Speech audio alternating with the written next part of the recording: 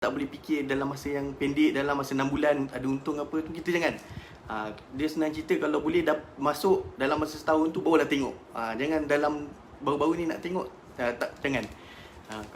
Kalau nak rasa keuntungan lah kan, insyaAllah dia mesti akan buat keuntungan. Tapi dalam jangka masa yang panjang lah.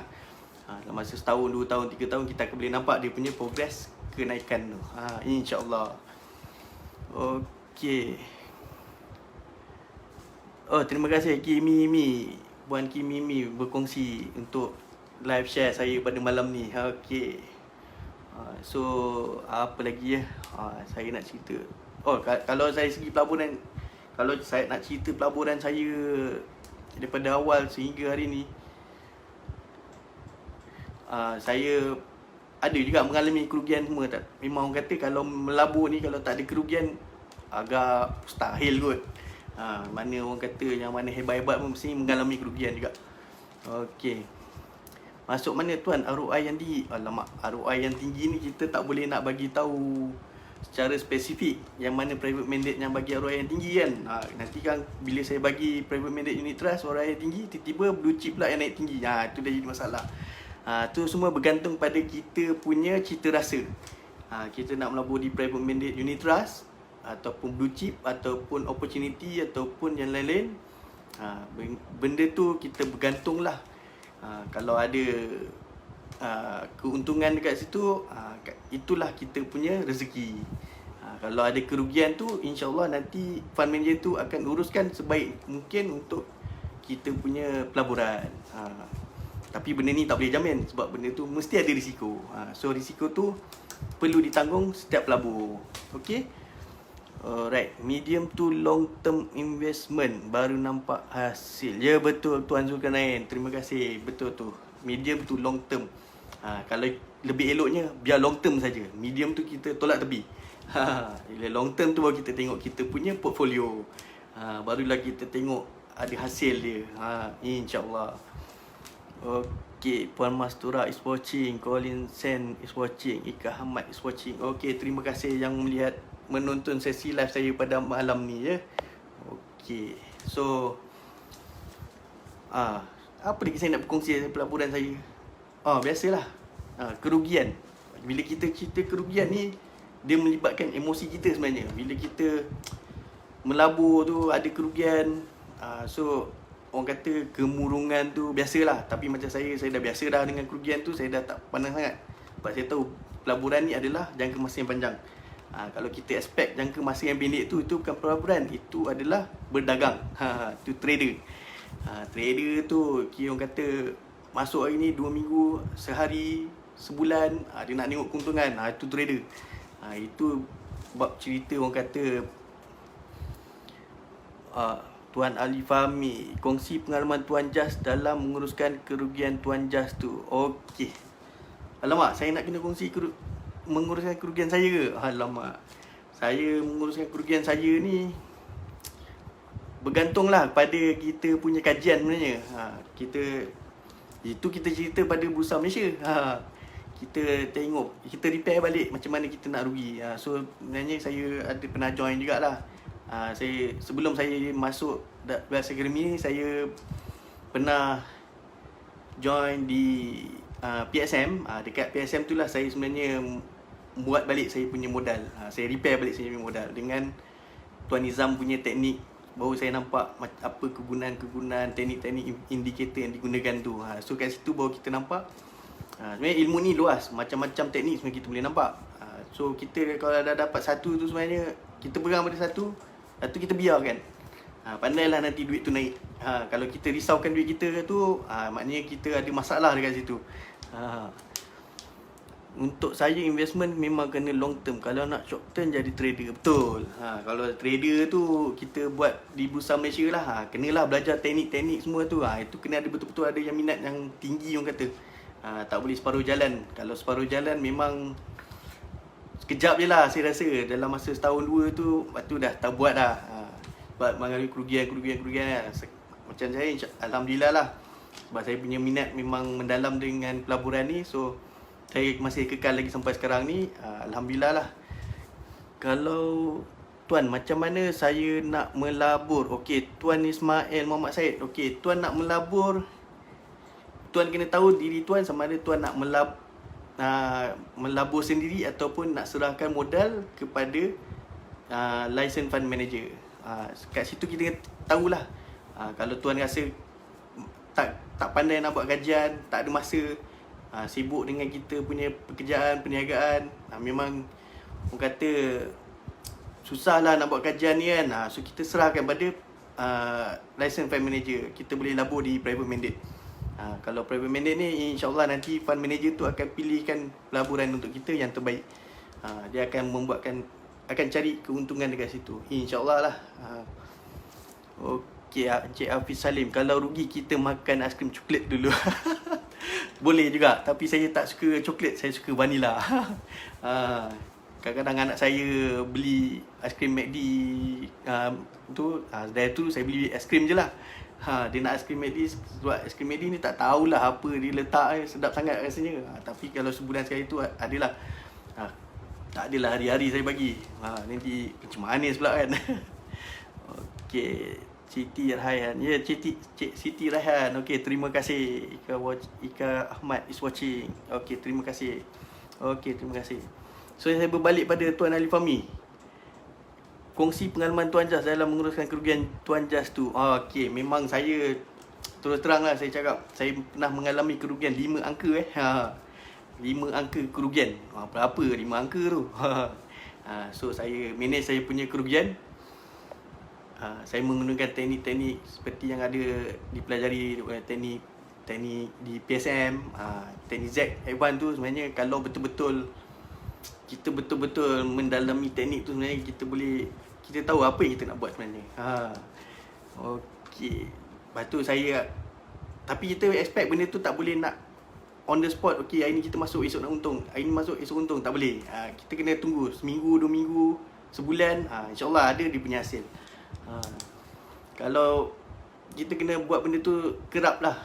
Kita kena kaji dulu. Kaji. Kalau kita tak kaji sebenarnya ada masalah. Kalau kita mengharapkan counter by call orang lain tu, itu jadi masalah. Sebabnya bila kita mengharapkan counter orang lain tu, counter sebenarnya dah naik lah. Orang kata macam contoh, ni contoh bukan by call contoh macam minggu lepas Opcom naik apa semua. Kebanyakan diorang akan cerita Opcom naik, tapi sebenarnya Opcom tu dah lama naik dah naik baru dia cerita naik. Yang mana orang tengok nampak Opcom, dia nak masuk kat dalam tu, jawab dah berapa. Okey, Syafiqah Syahira. Okey, terima kasih Cik Syafiqah untuk menonton sesi live saya pada malam ni. Okey, Tuan Hafiz Salim, dah berapa tahun involve dalam pelaburan saham? Okey, terus terang saya cakap, saya involve dalam pelaburan saham betul-betul aktif bermula awal tahun 2019.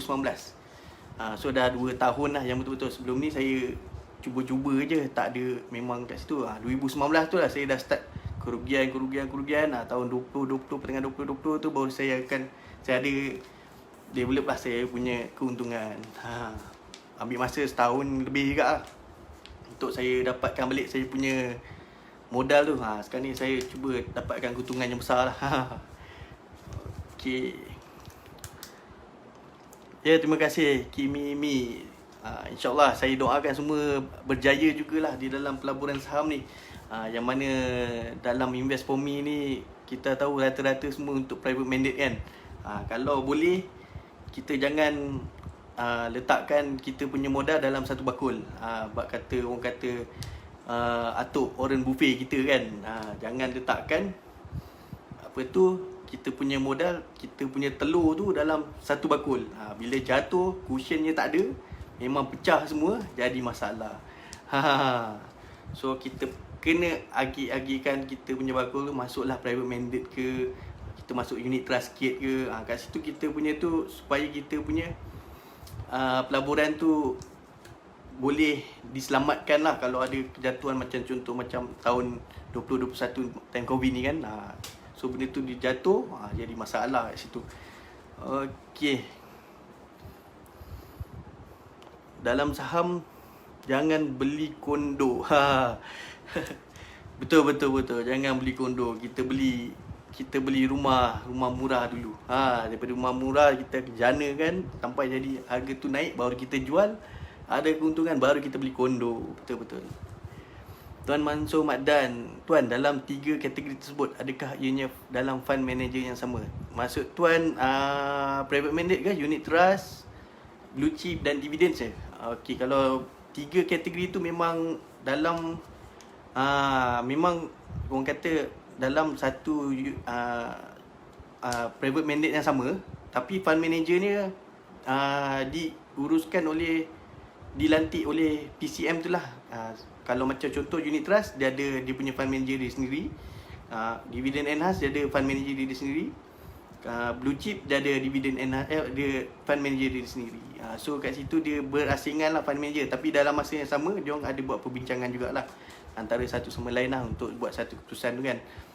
Tapi untuk kita punya portfolio tu diuruskan kita punya seorang je fund manager kita. Dia akan uruskan jual beli untuk kita.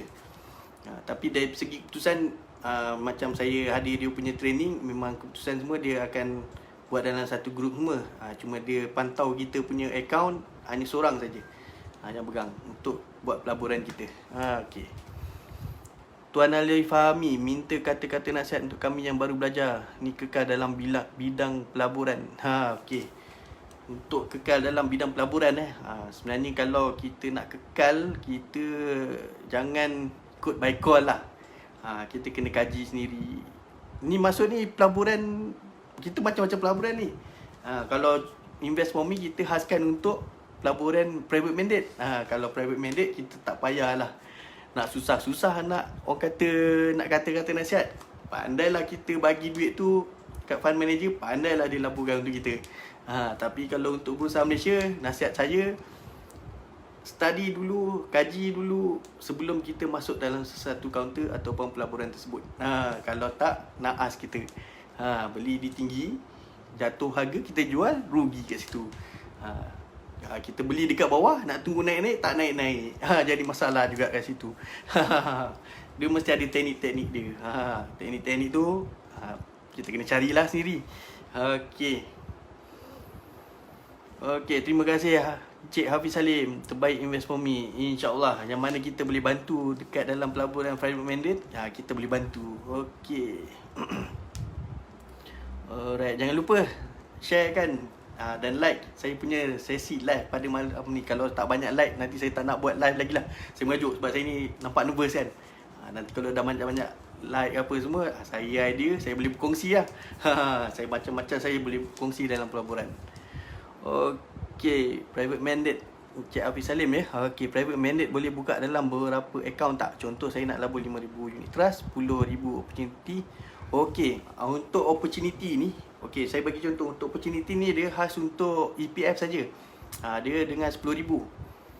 Tapi kalau untuk cash, dia perlukan minimum modal 50,000 untuk opportunity, untuk dia melaburkan di dalam kaunter-kaunter di Bursa Malaysia.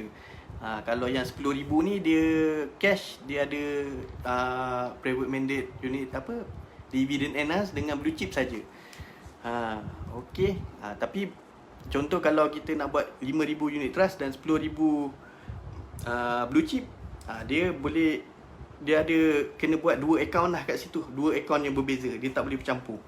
Nanti dia akan bagi satu link untuk satu private mandate unit trust, dia bagi satu link untuk kita login dekat dalam kita punya blue chip contohnya. 10,000 blue chip.